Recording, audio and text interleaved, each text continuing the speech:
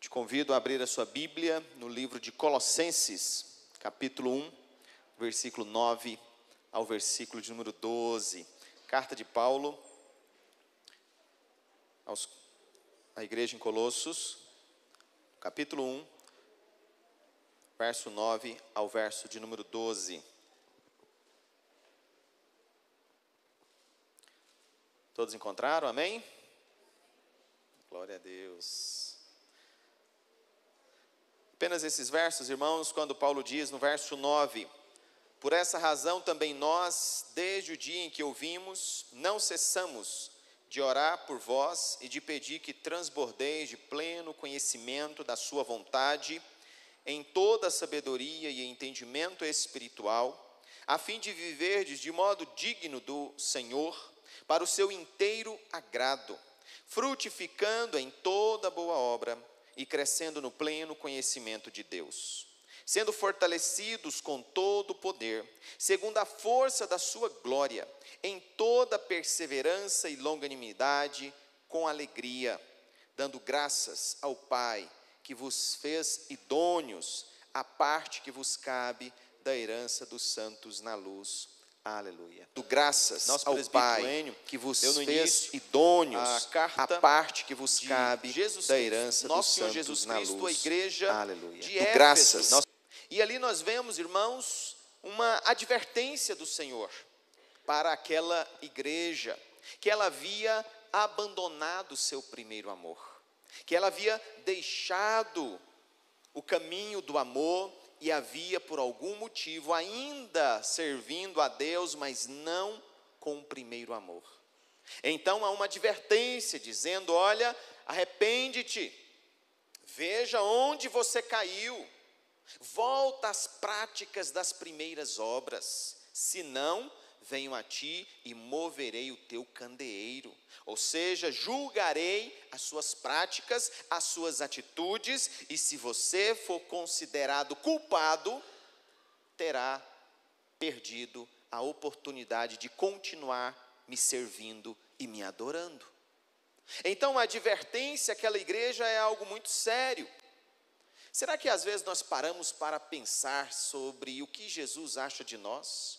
Qual o conceito que Jesus tem das nossas práticas, das nossas atitudes, de como nós estamos andando?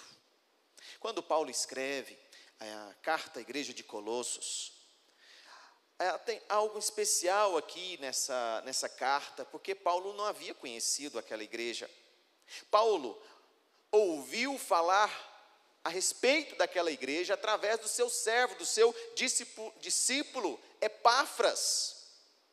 Epáfras provavelmente foi o fundador daquela igreja na cidade de Colossos. Então Epáfras traz para Paulo a visão dele a respeito daquela igreja. E Paulo então começa a escrever e a orientar a vida daquela igreja.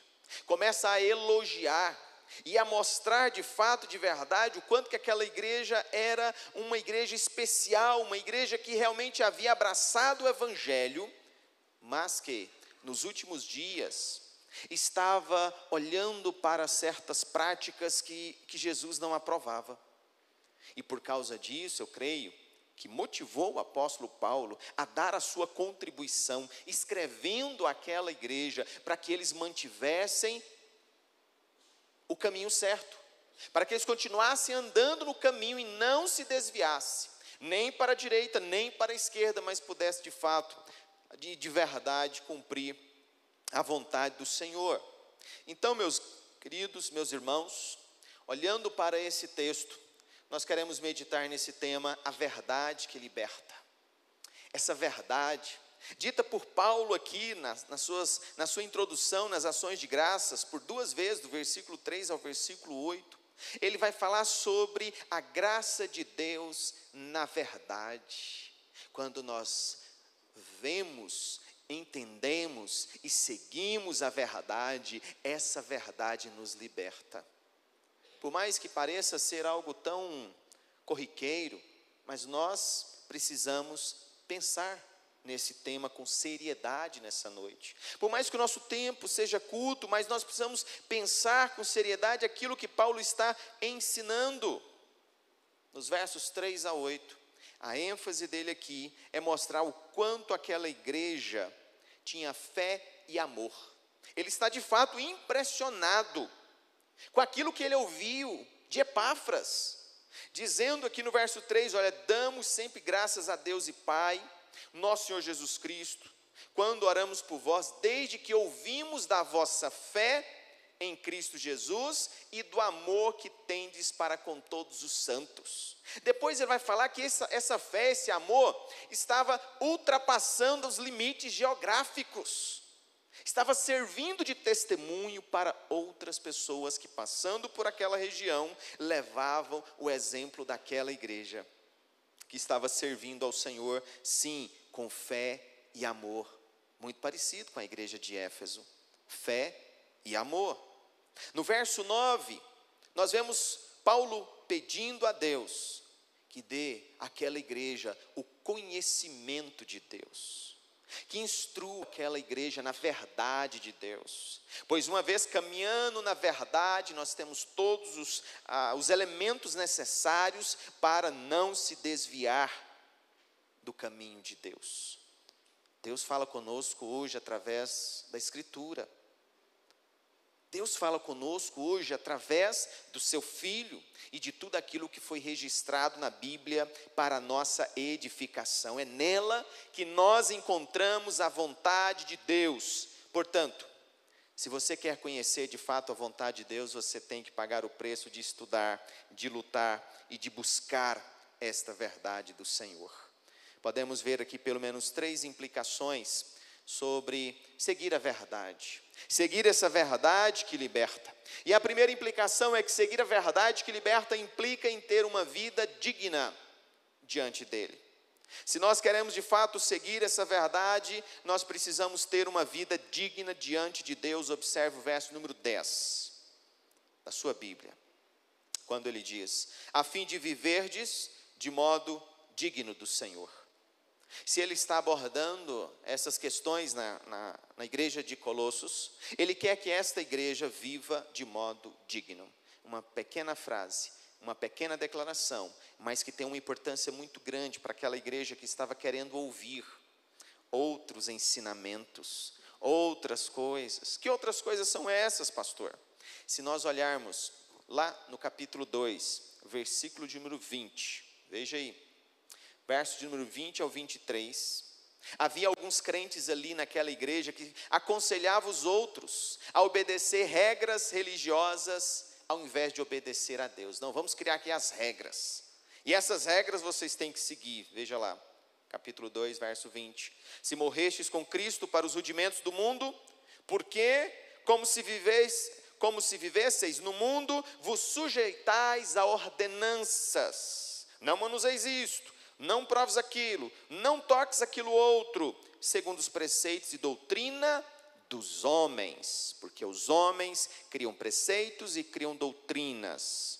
Paulo está dizendo, e por que vocês estão seguindo esses preceitos e essas doutrinas dos homens? Haviam também crentes que se entregavam aos prazeres da carne, os prazeres terrenos. Veja lá no capítulo 3, versos 5 e 6, quando ele diz: fazei, pois, morrer a vossa natureza terrena, prostituição, impureza, paixão lasciva, desejo maligno e avareza, que é a idolatria. Por essas coisas é que vem a ira de Deus sobre os filhos da desobediência. Se ele está dando esse conselho, é porque ele sabia que havia lá dentro da igreja aqueles que ainda influenciavam os cristãos a se voltar para estas práticas, por N motivos, N situações, como se estas coisas pudessem fazer parte da vida do cristão. Paulo é bem claro em dizer: façam morrer a vossa natureza terrena.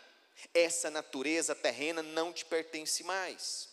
Mas havia também crentes que não tinham domínio próprio e consequentemente causavam problemas na vida da igreja. Veja, capítulo 3, versos 8 e 9, quando ele diz: agora, porém, despojai-vos igualmente de tudo isto. O que vocês precisam tirar da vida de vocês? Ira, indignação, maldade, maledicência, linguagem obscena do vosso falar. Não mintais uns aos outros.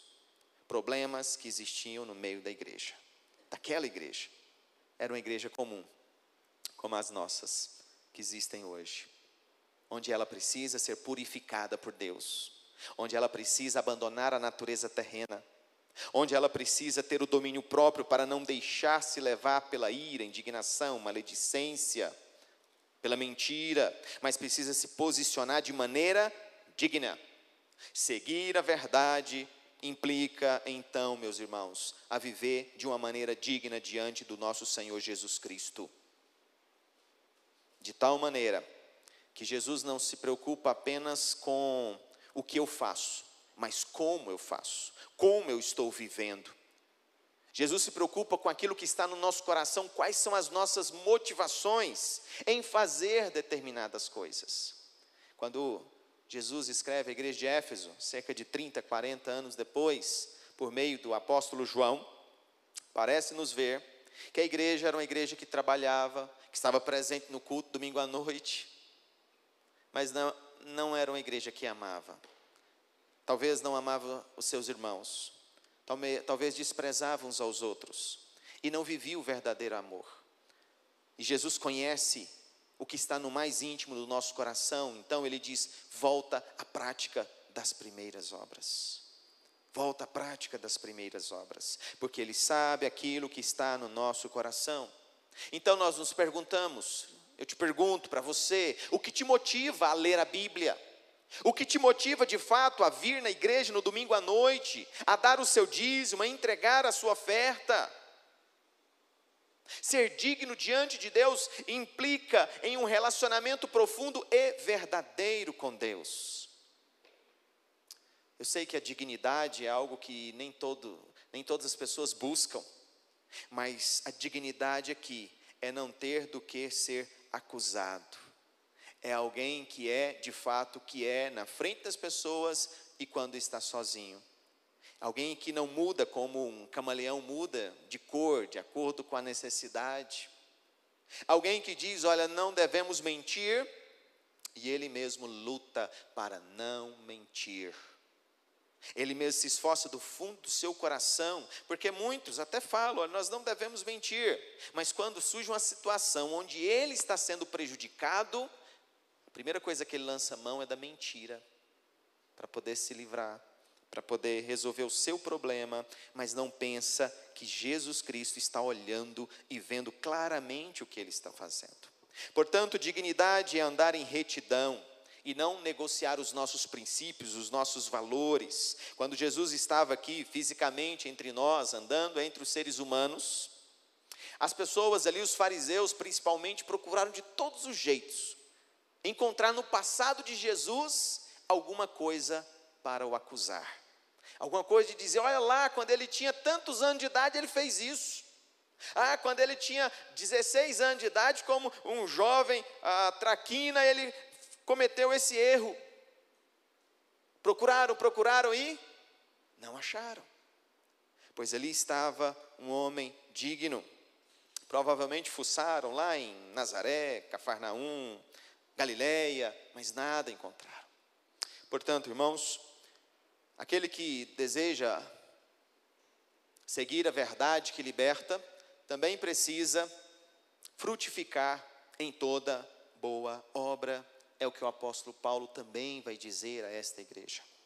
Versículo 10, quando ele diz, a fim de viver de modo digno do Senhor, para o seu inteiro agrado, frutificando em toda boa obra. Uma das melhores maneiras de frutificarmos é testemunharmos de maneira clara, visível, a todas as pessoas que estão no círculo da nossa convivência. De fato, de verdade, andarmos como em pleno dia diante deles. Aquilo que nós fazemos é aquilo que nós falamos. Mas há momentos onde Deus parece que exige de nós um testemunho ainda maior.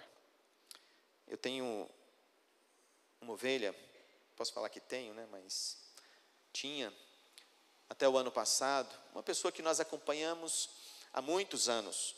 Ela tinha 3 filhos. Uma delas, aos 10 anos de idade, sofreu um problema de saúde ao ser levada para a Goiânia, no socorro, acabou ficando sem oxigênio no cérebro e ela ficou tetraplégica. Uma criancinha aos 10 anos de idade. E aquela irmã cuida dessa filha já tem 12 anos. 12 anos, a menina está grande, uma jovem. Ela quase não vai à igreja, porque tem que ficar o tempo todo cuidando da sua filha. Mas como se não bastasse, irmãos, um dos seus filhos, que ela tanto amava, acabou falecendo num acidente de carro. Trabalhando, dirigia um caminhão com um trator de esteira, e numa descida, acabou perdendo o freio e caiu numa ribanceira, num buraco. Veio a óbito. E a tristeza daquela mãe, ao falar dessa situação, da sua história, mas, meus queridos, diante das pessoas, não havia um momento que ela murmurava contra Deus, ou dizia que Deus estava errado ao fazer daquela forma, mas ela testemunhava com a sua fé, com o seu sofrimento, que Deus deveria ser adorado. Que ela não entendia porque Deus estava fazendo aquilo, mas ela sabia que Deus tinha um propósito na vida dela, na vida dos seus filhos, na vida da sua filha naquele estado. E é nesse momento que nós frutificamos, irmãos, ainda mais. Quando as pessoas olham e dizem verdadeiramente, esta pessoa teme a Deus, de fato e de verdade. É esse tipo de atitude que Deus quer ver em nós, esse tipo de frutos, de tal maneira que o fruto aqui, ou frutificar aqui, não é apenas dar uma cesta básica ou pagar um aluguel a alguém, inclui isso também, mas principalmente testemunhar com o nosso sofrimento que nós continuamos crendo em Jesus, mesmo quando está tudo contrário.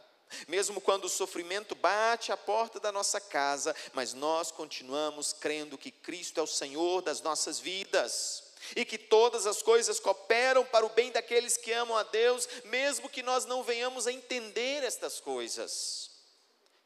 Mas Deus está trabalhando em nossa vida através de nós.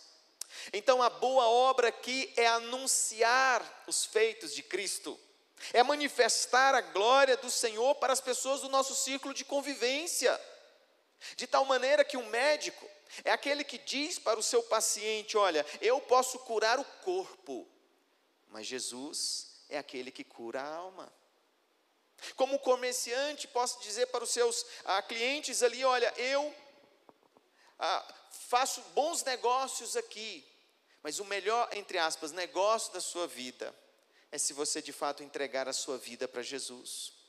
Como as donas de casa recebem alguém na sua casa, uma visita, e ela então vai dizer, olha, Cristo Jesus é a melhor visita que nós podemos receber. Abra o seu coração para Jesus, para que Ele venha te visitar. Ele está batendo a porta do seu coração. Abra o seu coração para Jesus. Como um pastor que diz para as suas ovelhas, olha, Jesus quer pastorear o teu coração. Abra o teu coração para Jesus. Viva os mandamentos do Senhor, servindo a esse Deus maravilhoso, com uma atitude diferente para com as pessoas que estão ao seu redor. Essa é a verdade que liberta. Mas a verdade que liberta, irmãos, terceiro princípio, implica em ter intimidade com Ele, algo que poucos querem ter. Muitos querem receber as honras, os presentes, a glória, as bênçãos, mas às vezes não quer pagar o preço de ter intimidade com Deus. E o que Paulo está nos dizendo aqui no verso 10, quando ele diz, frutificando em toda boa obra e crescendo no pleno conhecimento de Deus. Essa ideia de crescer no pleno conhecimento de Deus é uma ideia de intimidade com o Senhor, é de estar perto do Senhor. É algo, irmãos, que nós exercitamos no nosso dia a dia, porque via de regra nós só queremos estar num lugar se esse lugar é agradável. Se você chega num determinado ambiente, aquilo ali não te é agradável, você começa a contar as horas para acabar. Não é assim? Espero que não esteja acontecendo agora. Eu me lembro de um casamento, né? Experiente pastor com casamento nem sempre é bom. Mas nós saímos de Goiânia, fomos para uma cidade, saímos de Porangatu, fomos para uma cidade aqui perto de Goiânia, e o casamento estava marcado para 3 da tarde. Eu tinha compromisso com a família da minha esposa, 6 horas da tarde. Falei, não, 3 da tarde, dá para chegar, né? Nós estamos ali que atrasa 1 hora, tal. Mas quando eu chego na chácara, eu praticamente fui o primeiro a chegar. Eu falei, não acredito. Já estou vendo a história, né? Os noivos não chegaram, quem arruma não chega, a comida não chega, né? Nada, eu fui o primeiro ali, eu e minha família. Falei, isso aqui eu não vou sair daqui hoje. E dito e feito. E o tempo foi passando e foi chegando, e eles correndo lá para ver se conseguia fazer o casamento antes de escurecer. Resultado, ainda pegou acho que uma foto com o sol sumindo. Mas eu já estava agoniado, né, dizer como bom goiano, porque não estava mais me cabendo ali, eu tinha outro compromisso, muito importante. E aquela situação realmente deixa a gente vontade de sair dali. A gente quer estar em lugares que a gente se sente bem. Quando você fecha as portas do seu quarto, a porta do seu quarto para orar, para falar com Deus, você se sente bem ao fazer isso? Você tem prazer em falar com Deus? Ou quando você se ajoelha, você não consegue contar nem 1 minuto e já se levanta novamente, né, com dor no joelho, já cansado, já até esquece do que você orou? Sabe aquela situação onde a gente não consegue parar para falar com Deus? Onde parece que Deus está tão longe, tão distante, mas não é Deus que está longe, tão distante, é você que está longe, está distante, você não sente prazer em Deus. Parece que Deus é alguém pesado para você. Aquela situação onde a pessoa vai ao culto, vai à igreja, mas não tem intimidade nenhuma com Deus, então está tudo ruim.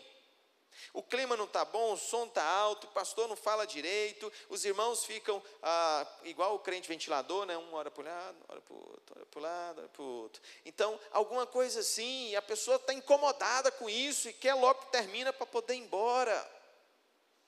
Porque não tem intimidade com Deus, não conhece o Deus que nós servimos. Então, pense, reflita sobre isso, o que é de fato o pleno conhecimento de Deus, senão esse desejo de estar próximo, de estar perto, de buscar ao Senhor, de ser abençoado por Deus, de sentir Ele passando a mão na nossa cabeça e dizer, filho, calma, eu estou do seu lado.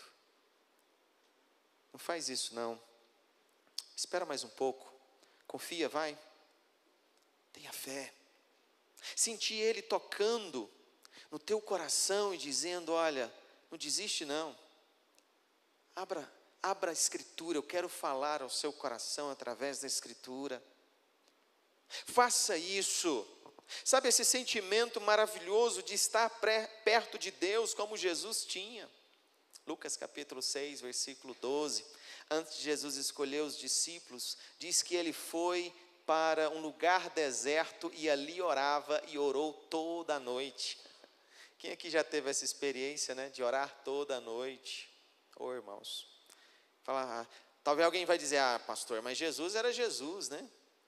Jesus, naquele momento, era um ser humano, que como ser humano, ele dizia qual deve ser a nossa tônica.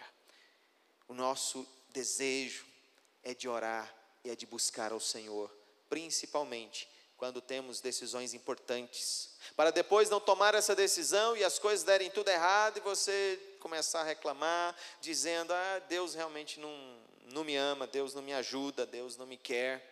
Como que Deus não te ajuda se você não busca, se você não clama, se você não dá essa oportunidade para que Ele fale ao seu coração como você deve viver, o que você deve fazer?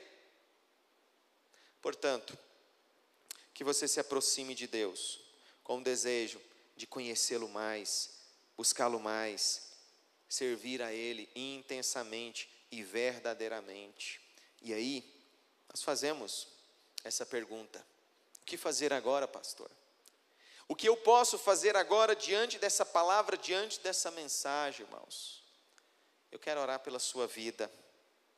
E ao orar pela sua vida, eu quero pedir ao Senhor que abra o teu entendimento. Porque eu não sei o que você deve fazer. Mas eu sei que Deus sabe o que você deve fazer.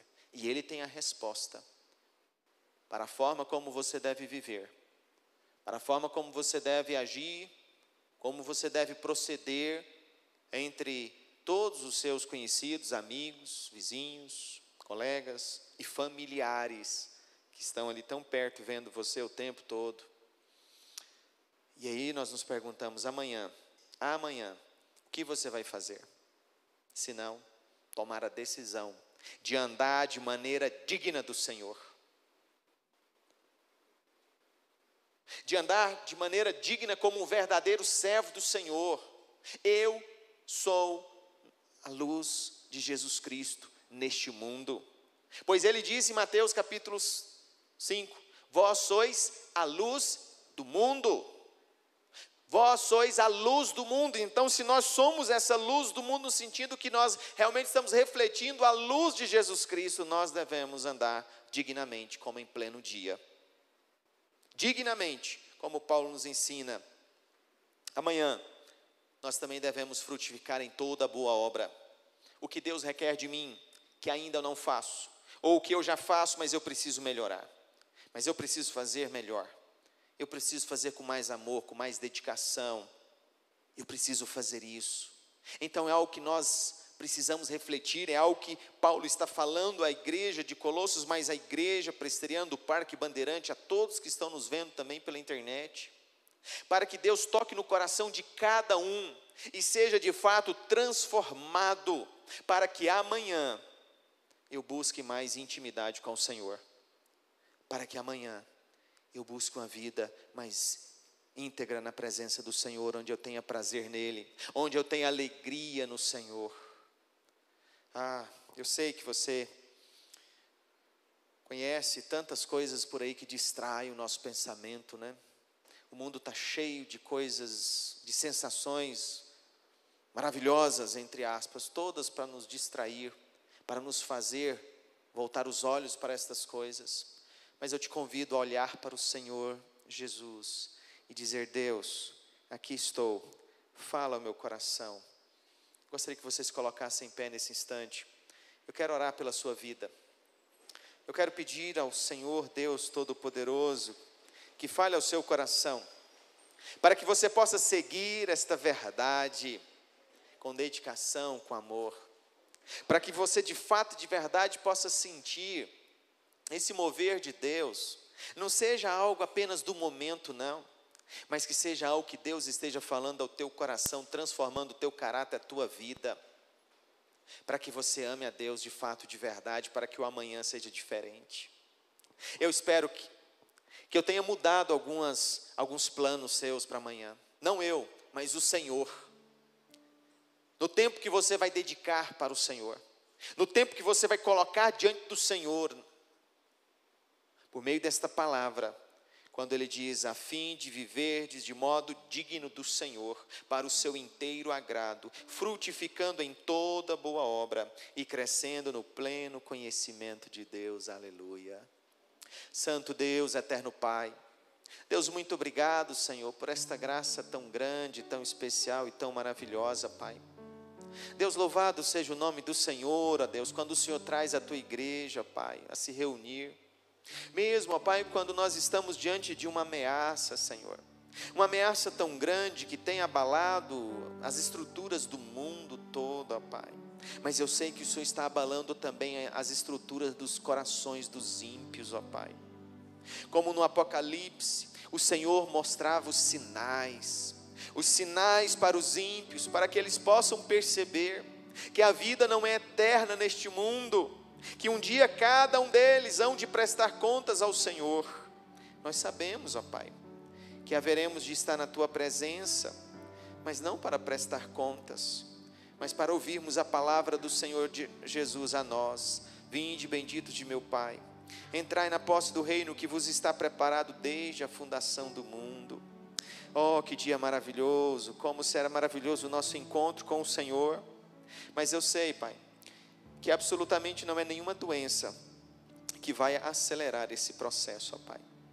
Que este dia, este encontro maravilhoso dos teus servos com o Senhor só acontecerá quando o Senhor assim o quiser e o determinar nos teus planos eternos. Por isso, ó Pai, enquanto nós vivemos, nós queremos continuar servindo ao Senhor e amando o Senhor, ó Pai. Nós queremos, ó Deus, continuar guardando, protegendo, ó Deus, lutando pelo Evangelho do Senhor na nossa cidade, Pai. Para que esta igreja seja cada dia mais um instrumento nas tuas mãos, ó Deus. Muito obrigado, Senhor, por estas vidas, ó Pai. Abençoa-os poderosamente, Pai. Cuida de nós, ó Deus. Nós pedimos e clamamos em nome de teu Filho amado Jesus Cristo. Amém. Aleluia. Podeis se assentarem, meus irmãos.